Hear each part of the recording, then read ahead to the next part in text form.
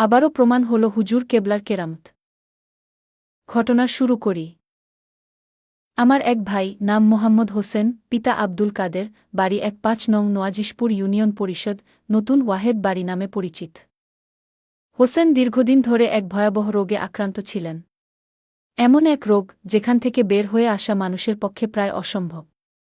এক পর্যায়ে গিয়ে ডাক্তাররা নিরাশ হয়ে সাফ বলে দিলেন, উনি আর বাঁচবেন না।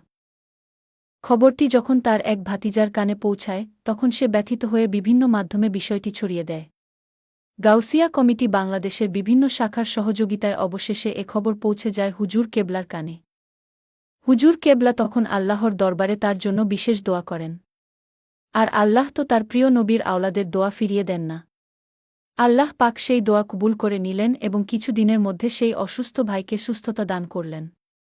এভাবেই আবারও স্পষ্ট হল হুজুর কেবলার কেরামতের উজ্জ্বল নিদর্শন।